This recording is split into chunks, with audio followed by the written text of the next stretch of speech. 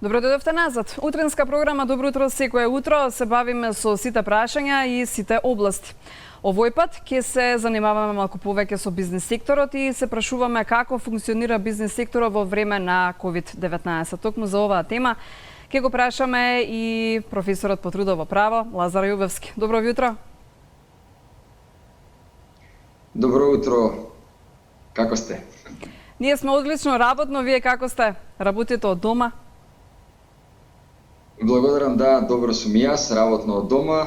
Нашата област образованието, високото образование функционира сега онлайн, така што за сега сме сите со лапите и онлайн во конекција со студентите.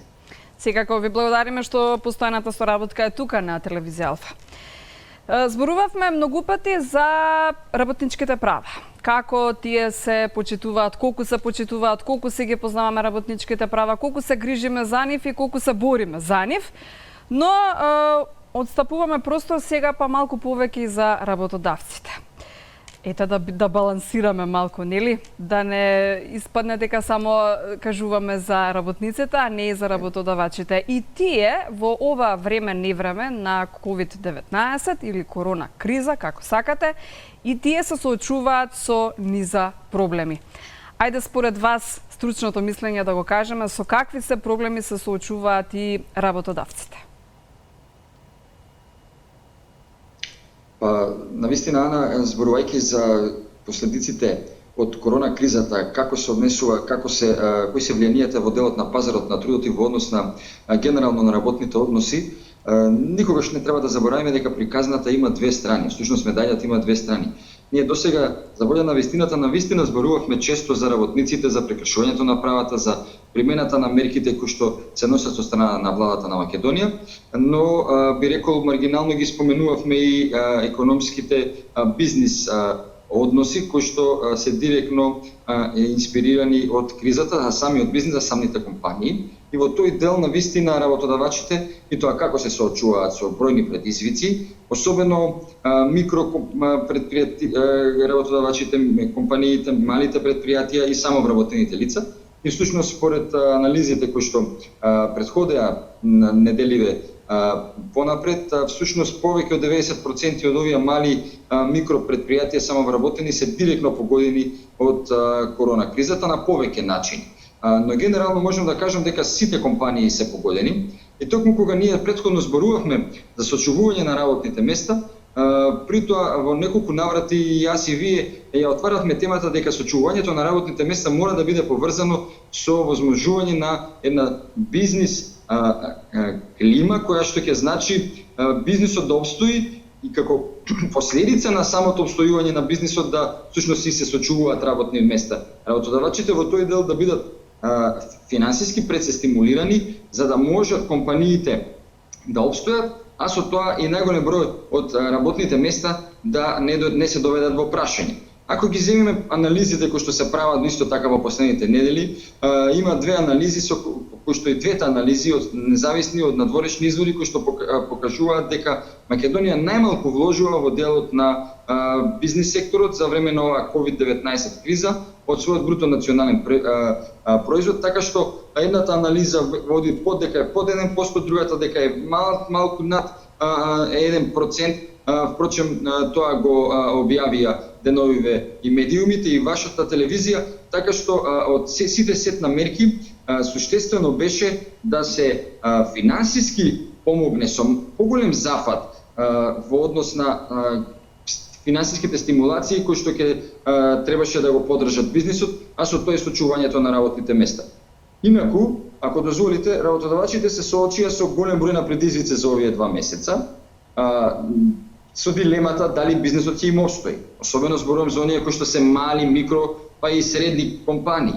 Големите компании се соочија со пат на производството за повеќе од 50%. Околу 60 до 70% од компаниите, големите компании во Македонија, пријавија дека имаат пат на производството повеќе од 50%.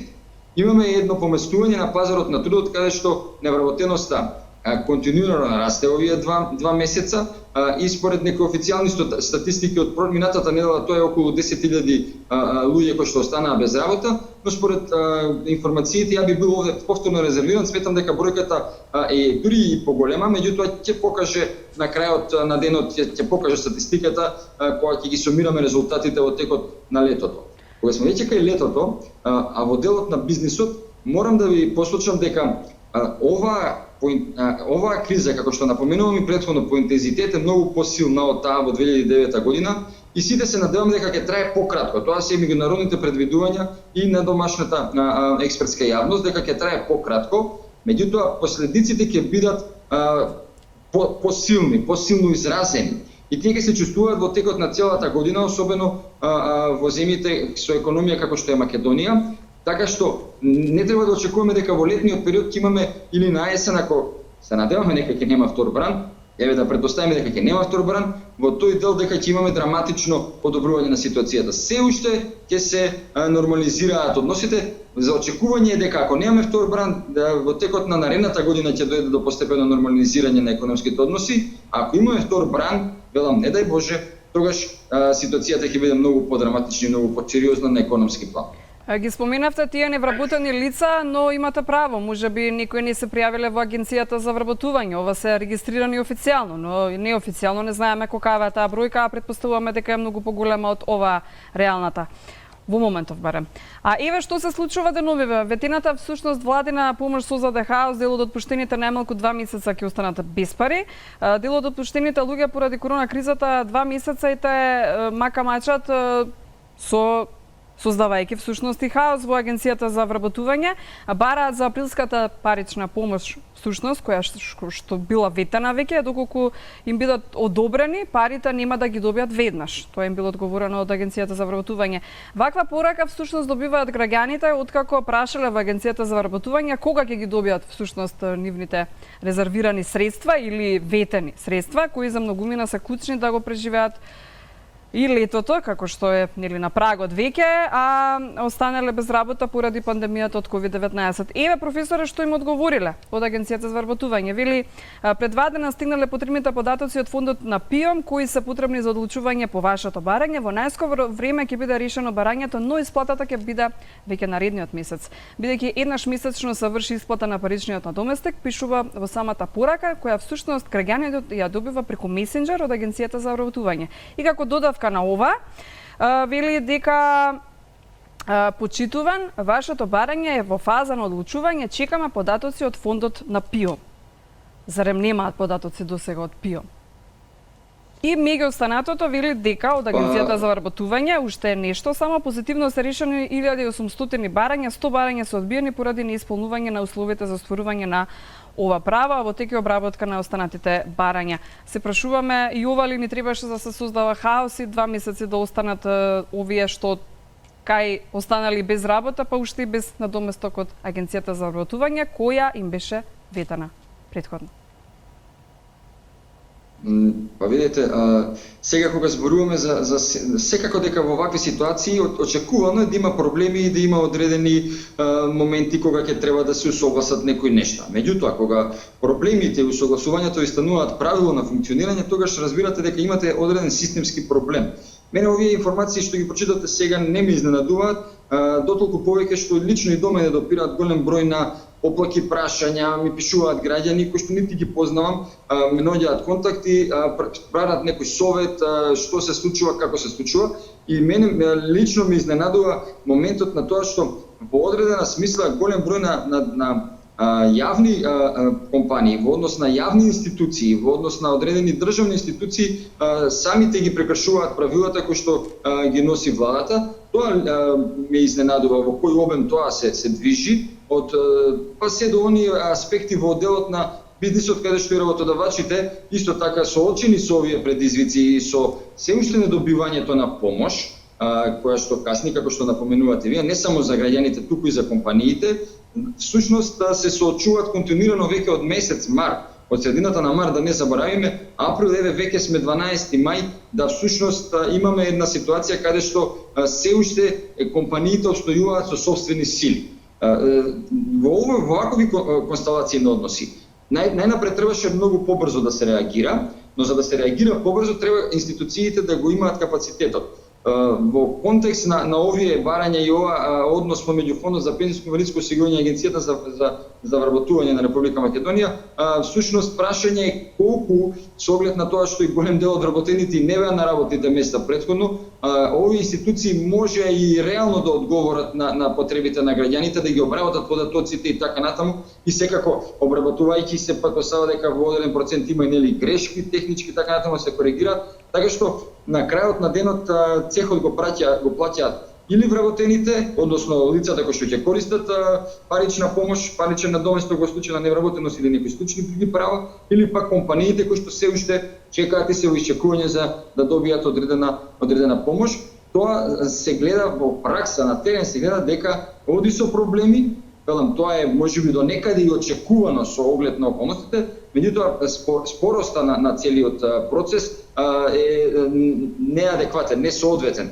Во тој дел може да се направи нешто повеќе, да се има една поголема ревност, една поголема професионалност, малку повеќе да се луѓето тука ангажираат за да се целиот систем функционира. Но и самите вработени се соочени со проблеми. Кога ви спомнав за јавниот сектор, значи многу често ме прашуваат, чуваат дете до 10 години, а користат мерката, меѓутоа на дадени состаноци, на одредени некои внатре институционални собери и договори, всушност на луѓето им се посочува морате да дојдете, па ги тера да потпишуваат некои изјави, дека се согласуваат да дојдат иако имаат можност да користат, да седат дома заради дете до 10 годишна возраст, да речеме вработени, и ред други некои злоупотреби, да не редам, кои што се случуваат во јавниот сектор. Да, само да појаснам. Бизнисот има друг проблем. Добро. Да, само да појаснам дека ова е по реакција на граѓани, ова е сите тие што треба да се пријават во Агенцијата за вработување, ја контактира информативната редакција на телевизија Алфа, токму за ова сторија истражуваше ТВ Алфа. Ова се релевантни податоци кои ние ги добивме од Агенцијата за вработување. Барањето до нашата редакција информативна, барањето го поднеле на 6 април, од тогаш се поминати 35 дена. Додека ке некои податоците од Фондот за пензионско осигурување се стигнати, други понатаму се заглавени во институционални лавиринти. Но тоа не е исто така некаков одговор или не одговор, туку олеснување, што велите не се сите на работа. Има тимови, нели, систематизација се прави, сите се реорганизираме, ете и ние се реорганизираме, функционираме и во вонредна состојба. Мислам дека тоа не е начин да погледнеме низ прсти и да речеме да, државната администрација не беше на работа, намален е кадарот, намален е капацитетот, па добро, ќе имаме разбирање. Мислам дека не во вакви ситуации не може да зборуваме за разбирање, токму тоа ми е поентата. Всушност во овој контекст на услови, секоја државна институција со нивниот раководител, директор или кој да е, всушност треба да направи план за функционирање, со цел да се сервисираат услугите за граѓаните кои што во оваа ситуација се неопходни со оглед на обемот, на ако има зголемен број на невработени или зголемен број на барања да што се поднесуваат и така натаму, треба тоа да се isпроцесуира.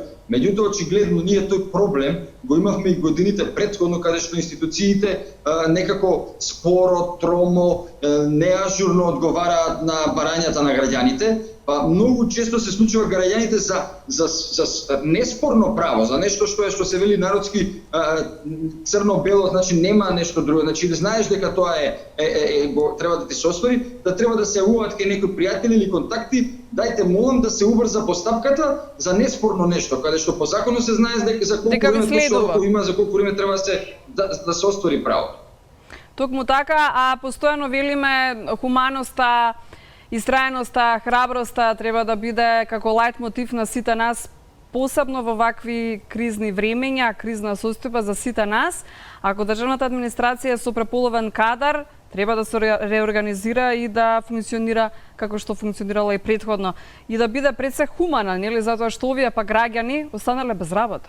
А тие собственото место им останало, работното место, тие ќе се вратат на работа. А за овие граѓани што останаа без работа, за жал, за овие 2 месеца, и понатаму сигурни сме дека ќе се зголемува бројот на невработени лица, малце мислам дека треба да бидеме хумани за сите лица. Што мислите, професора, според вас, колку бизнисот, кажавме дека се соочува со проблеми, со предизвици и работодавачите, не само работниците, колку влијае, кажавме, на отпуштањата на работниците, секако статистиката барем досега е дека работата тешко во овие моменти, некако во надолна линија ни оди се, но како да си ги задржиме и здравиот разум и работното место, сите некако да излеземе како победници од цела оваа криза. Што мислите според вас, секако со стручно мислење? Добро, благодарам за ова прашање. Навистина и за оваа тема и често пати говорам дека всушност сите треба да излеземе како победници, прво да извлечеме поуки, да видиме кои делови на системот, зборувам на правниот и на економскиот систем не функционира, но исто така да видиме и каде ние како луѓе потврдаме, како личности, како индивидуи кои што се одговорни, кои што треба да носат одредени одлуки кои што ги засегаат не само лично тој што носи одлуката, туку и по широкото општество, по широката заедница. Вие ги спомнавте претходно вработените во некои државни институции, нели, во аспект на хуманоста. Јас би рекол дека тие луѓе во многу аспекти се и херои и се луѓе кои што се трудат. Меѓутоа, забележувам низа години наназад дека всушност самиот систем во корен треба да се менува. Има професии, има луѓе во јавниот сектор кои што согоруваат професионално, како вработените во центрите за социјална работа, како луѓе кои што работат, еве ги спомнавме и во делот на Агенцијата за вработување. Значи, треба да се работи во делот на човекот. Човекот да ги зајакне своите капацитети. И финансиски да му се помогне, но и би рекол и духовно да се почувствува почитуван на работното место. Ако вие во јавната администрација имате една лавина на мобинзи, политички пресметки, нетрпеливост од различни аспекти, напредувања каде што гледате дека напредуваат луѓе кои што се најнеспособни, така натаму, сето тоа дело обесхрабрувачки. Обесхрабрувачки делови кај бизнис секторот, мерките кои што ненавремено се донесоа, кои што во најголем дел според изјавите на стопанските комори, на самите работодавачи преку медиумите, кои што ги споделуваат и како одредени анализи и информации кои што доаѓаат во мене, всушност дека мерките не ги задоволуваат или само делумно во еден мал сегмент задоволуваат некои потреби на бизнис секторот кој што е сепак недоволен во вакви констелации на односи.